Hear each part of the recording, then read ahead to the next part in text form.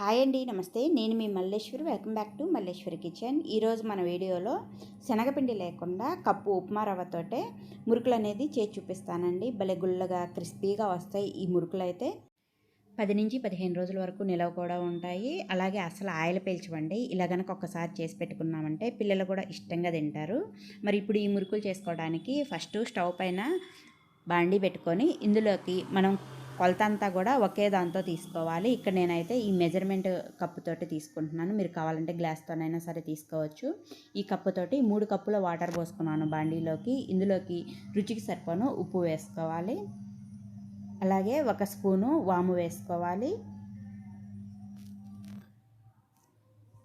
3 స్పూన్లు తెల్ల నువ్వులు వేసుకోవాలి. తెల్లవి కానీ నల్లవి కానీ మీ దగ్గర ఏ నువ్వులు ఉంటే అవి వేసుకోవచ్చు. ఈ మురుకులు తినేటప్పుడు అవి పంటికి తగులుతూ టేస్ట్ అనేది బాగుంటుంది నువ్వులు వేసుకోవటం వల్ల. అలాగే 1 స్పూను కారము, 2 స్పూన్లు వెన్నపూస వేసానండి. వెన్నపూస అయితే అందరిళ్ళల్లో ఉండేది కదా, లేదంటే వెన్నపూస బదులు ఆయిల్ అయినా సరే లేదా బటర్ అయినా సరే వేసుకోవచ్చండి. బాగా గుల్లగా వస్తాయి ఇలా ఆయిల్ కానీ బటర్ కానీ వెనపూస కానీ వేసుకోవటం వల్ల మురుకులు అనేవి. మరి ఇప్పుడు ఇవన్నీ వేసుకున్న తర్వాత వాటర్ బాగా ఇలా మరగనివ్వాలి. ఇలా బాగా మరుగుతున్నప్పుడు ఫ్లేమ్ సిమ్లో పెట్టేసుకొని మనం ఏ కప్పుతో అయితే వాటర్ తీసుకుంటామో అదే కప్పుతోటి 1 కప్పు ఉప్మా రవ్వను వేసుకొని ఉండలు అనేది లేకుండా గరిటతోటి కలుపుకుంటూ ఉప్మా రవ్వను అయితే వేసుకోవాలి.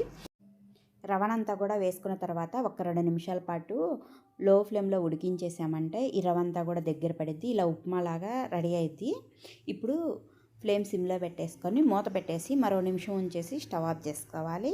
ఇలా 1 నిమిషం ఉంచేసి స్టవ్ ఆఫ్ చేసుకొని ఈ ఉప్మానంతా కూడా పూర్తిగా చల్లారనివ్వాలి. చల్లారిన తర్వాత చూసారు కదా ఈ విధంగా ఉప్మా అనేది ఇంకాస్త గట్టిపడిద్ది. ఇలా గట్టిపడిన ఉప్మాని గరిటతోటి అంతా కూడా బాగా కలుపుకొని పెట్టుకోవాలి. ఇలా కలుపుకున్న తర్వాత ఒక మిక్సీ జార్ తీసుకోవాలి. చిన్న మిక్సీ జార్ తీసుకొని ఇందులోకి 1 అరకప్పు పుట్నాల పప్పు లేదా వేయించిన శనగపప్పు అంటారు కదండి, వీటిని 1 అరకప్పు తీసుకొని మిక్సీ జార్లోకి మెత్తగా ఎంత వీలైతే అంత మెత్తగా మిక్సీ పట్టుకోవాలి. ఇప్పుడు కొంచెం వెడల్పుగా ఉన్న బొచ్చు కానీ లేదా గిన్నె కానీ తీసుకొని ఇలాంటి జల్లెడ పెట్టేసుకొని మనం మిక్సీ పట్టి ఉంచిన ఈ శనగపప్పు పొడినంతా కూడా ఈ జల్లెడలోకి తీసుకోవాలి. మనం ఏ కప్పుతో అయితే ఈ శనగపప్పును తీసుకుంటామో అదే కప్పుతోటి 2 కప్పుల పొడి బియ్యం పిండి వేసుకోవాలి. మనం బియ్యాన్ని మిల్లుకు పట్టించిన పిండి అయినా సరే పర్లేదు, లేదా బయట మనం సూపర్ మార్కెట్లో కొన్న బియ్యం పిండి అయినా సరే పర్లేదండి.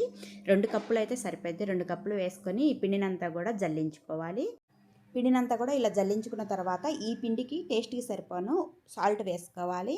ఆల్రెడీ మనం రవ్వను ఉడికించేటప్పుడు సాల్ట్ వేసుకున్నాం కాబట్టి ఈ పిండికి టేస్ట్కి సరిపోను మాత్రమే సాల్ట్ వేసుకొని ఒకసారి ఈ సాల్ట్ అంతా కూడా పిండిలో కలిసేలాగా కలుపుకోవాలి. ఇలా కలుపుకున్న తర్వాత మనం ప్రిపేర్ చేసి ఉంచిన ఈ రవ్వ మిశ్రమాన్ని కూడా ఈ బియ్యం పిండిలో వేసుకోవాలి. ఈ మిశ్రమం అంతా కూడా వేసుకున్న తర్వాత చేత్తోటి బియ్యం పిండిలో ఈ రవ్వ మిశ్రమం అంతా కూడా కలిసేలాగా కలుపుకోవాలి. ఫస్టే వాటర్ వేయకుండా ఈ రవ్వ మిశ్రమం అంతా కూడా బియ్యం పిండిలో కలిసేలాగా చేత్తోటి కొద్దిగా గట్టిగా ప్రెస్ చేసుకుంటూ కలుపుకోవాలి. చూసారు కదా, ఈ విధంగా బాగా కలుపుకున్న తర్వాత ఇప్పుడు ఇందులోకి కొద్దిగా వాటర్ పోసుకుంటూ పిండిని మరీ లూజ్గా కాకుండా మరీ గట్టిగా కాకుండా సెమీ సాఫ్ట్గా కలుపుకోవాలి. అప్పుడే మురుకులు అనేది మనకి ఆయిల్ అస్సలు పీల్చకుండా వస్తాయి. మీరు చూసుకోకుండా వాటర్ ఎక్కువ పోసారంటే పిండి లూజ్గా అయితే మాత్రం మురుకులు అనేది ఆయిల్ ఎక్కువ పీల్చేస్తాయండి. సో అందుకని వాటర్ అనేది చూసుకొని జాగ్రత్తగా పిండి అనేది కలుపుకోండి. చూసారు కదా, పిండి అనేది ఈ విధంగా సెమీ సాఫ్ట్గా కలుపుకున్న తర్వాత ఈ పిండిలో నుంచి కాస్త పెద్ద సైజులో పిండి ముద్దను తీసుకొని ఈ మిగిలిన పిండి ఆరిపోకుండా పైన మూత పెట్టేసుకొని ఈ గిన్నెని పక్కన పెట్టేసుకుందాం. మురుకులు చేసుకోవడానికి ఏ డిజైన్ ప్లేట్ అయినా సరే పెట్టుకోవచ్చు. ఇక్కడ నేను మీడియం సైజు హోల్స్ ఉన్న ప్లేట్ని పెట్టేసుకున్నాను. ఇలా పెట్టుకున్న తర్వాత మురుకులు గొట్టంలో ఎంతైతే పిండి సరిపోద్దో అంత పిండిని పెట్టేసుకొని ఒక ప్లేట్ పైన ఒక వాయికి సరిపోను మురుకులు అనేది ఒత్తుకోవాలి. ఈ ప్లేట్కి మనం ఆయిల్ రాయకపోయినా సరే మురుకులు అనేది ఏమి అంటుకోవు. కొత్తగా చేసేవాళ్ళు అయితే ఒక వాయికి సరిపోను ఇలా మురుకులు అనేది ఒత్తుకోవాలి. అది మనం రెగ్యులర్గా ఎప్పుడు చేసేవాళ్ళం అయితే గరిటె మీద అప్పటికప్పుడు ఒత్తుకొని అలా ఆయిల్లో వేసుకోవచ్చు. లేదా ఈ ప్లేట్ పైన కాకుండా కాటన్ క్లాత్ని నీళ్ళల్లో తడిపి గట్టిగా పిండేసి ఆ కాటన్ క్లాత్ పైన అయినా సరే ఇలా మురుకులు అనేది ఒత్తుకోవచ్చండి. 2-3 వాయిల్కి సరిపోను మురుకులు అనేది ఒత్తుకొని పెట్టుకోవచ్చు ఒకేసారి. ఇలా మురుకులు అనేది ఒత్తుకున్న తర్వాత ఇప్పుడు బాండీలోకి ఆయిల్ పోసుకొని ఆయిల్ బాగా వేడైన తర్వాత ఫ్లేమ్ సిమ్లో పెట్టేసుకొని ఈ ఆయిల్లో ఎన్నైతే మురుకులు పడతాయో అన్నీ వేసుకోవాలి. ఒకేసారి ఎక్కువ వేయొద్దు. ఆయిల్లో ఎన్నైతే సరిపోతాయో అన్ని మురుకులను వేసుకొని ఒక్క నిమిషం పాటు ఇంకా గరిటె పెట్టకుండా కదిలించకుండా ఫ్రై అవ్వనివ్వాలి. వెంటనే గరిటె పెట్టకూడదు. అవి ఆయిల్లో వేసిన వెంటనే గరిటె పెట్టామంటే విడిపోయే ఛాన్స్ ఉండిద్ది మురుకులు అనేది. ఒక్క నిమిషం పాటు ఫ్రై అయిన తర్వాత ఇప్పుడు రెండు వైపులా కూడా తిప్పుకుంటూ ఇవైతే మంచిగా ఎర్రగా అయితే కలర్ అనేది రావండి. కాస్త నురగనేది మనకి రావటం ఎప్పుడైతే తగ్గిద్దో అప్పుడు ఫ్రై అయిపోయినట్టే, ఇంకా తీసేసుకోవాలి.